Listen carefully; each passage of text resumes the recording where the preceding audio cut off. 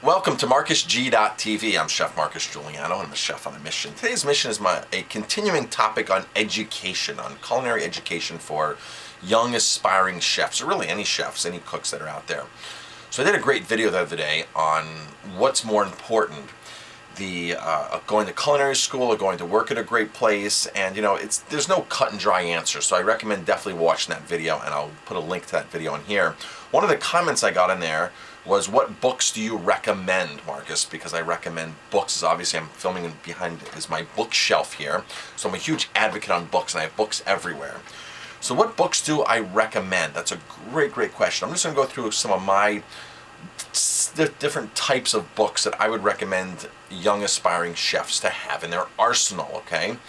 So first of all, you want to buy books that are reference guides, okay? So something like Larousse Gastronomique is a great book that's decades old, and in here is all kinds of classical food combinations, definitions. You want to know who Escoffier was, the king of chefs, the chef to kings.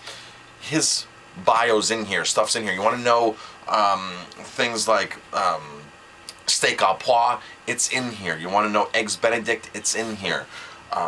Different types of ingredients. So this is really good book. This was my Bible for years, Larousse Gastronomique. I get a lot of ideas out of that book. A lot of classic things in there.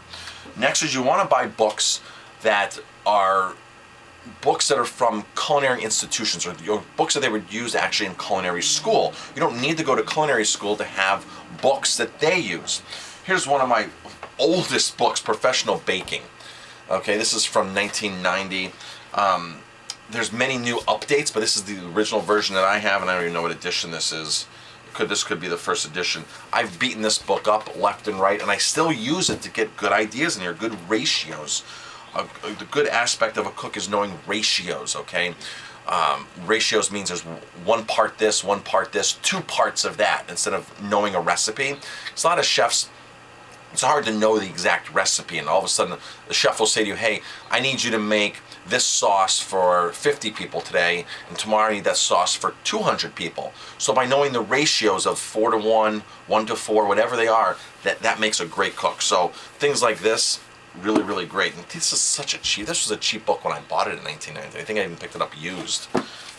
If you near a culinary school, I recommend going into the bookstore there and buying used books that other chefs, culinary students have returned, actually.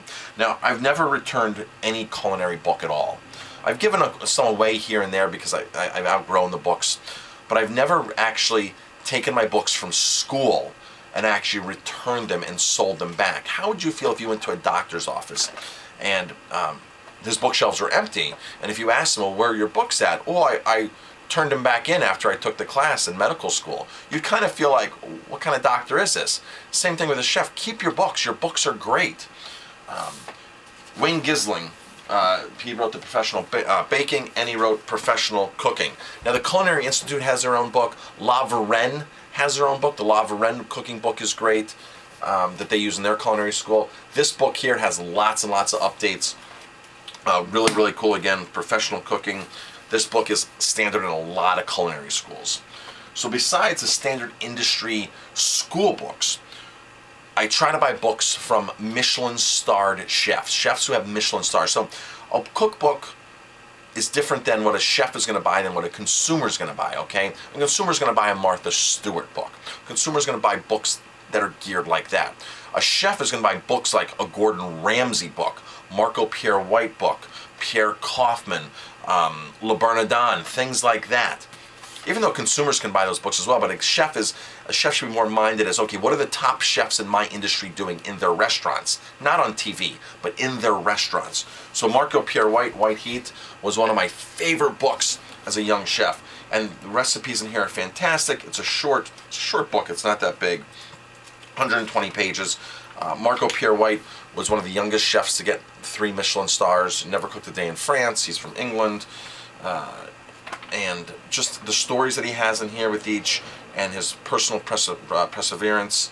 and the stories of the restaurant are dynamite, and inspiring for any young chef. This book was so inspiring. Not only the recipes, but his stories were inspiring. His success was inspiring. So get books that tell a chef's story and how a chef made it. Le Bernardin, great book. Really good book. Great book, Eric Rapay. I love what he does. One of the best seafood restaurants in the country, right there, Le Bernardin. Rick Bayless, another one. I like different ethnicities. So if you pick the guy who's doing the best Mexican food, the guy who's doing the best Greek food, the guy who's doing the best Italian food, the guy who's doing the best German food, those are the kind of books you want to, because that opens your mind up and gives you a different angle of cooking, a different ethnicity. Then the compilation books, okay, where they take other chefs, like A Taste of New York was a great book that I had as a young chef, because it took all the best restaurants in New York in the 90s and put their signature dish in one. So it was like A Taste of New York. Here's another one. Great Chefs Cook Vegan. So here's all the top chefs in the country and vegan recipes from them. You can have great chefs cook burgers, right? You can have anything like that. That you can get ideas and keep getting, because these books are timeless classics. A lot of these books are so old, but I still go back to them. Yeah, the internet's one thing, but the books, especially the inspirational books of the stories and to see how it's done, it's totally laid out different than internet. Then different ethnicity books. I have a ton of these books. Culinary Spain, Culinary Italia, Culinary Asia, Culinary Germany. This is a Bible of all the different regions of Spain. They have this book in a lot of different countries, or previewing a lot of different countries. So now I can go through, and if I'm doing sangria, it has sangria from every different region in here. It has recipes from every different region. It talks about that region, why that region is known for its food, and what's native there, and it's great. One of the best finds ever. There's one for the United States. I found our quinoa supplier in there. And because it goes region by region, and I saw in Colorado that there's a quinoa producer. I said, wow. And that's how I found my quinoa producer that we've been using since 1998, 1999. I've been using this quinoa producer. And I found him through a book. So that's another great thing. So those are the kind of books that young chefs should be looking into. Buy books on sale, go to a bookstore. One of my personal favorite bookstores out there, and you can order, they ship to all over, is Kitchen Arts and Letters in New York City. It's on 96th and Lexington, or 94th and Lexington. 96 is the subway stop, and it's on 94th and Lexington. It's called Kitchen Arts and Letters. Fantastic store. They have over 10,000 cookbook titles. And the manager knows me, so when I walk in, he kind of knows what I'm looking for. I'm looking for vegetarian, I'm looking for chefs that are green-minded, I'm looking for chefs that are innovative like that, and he knows exactly what to hand me.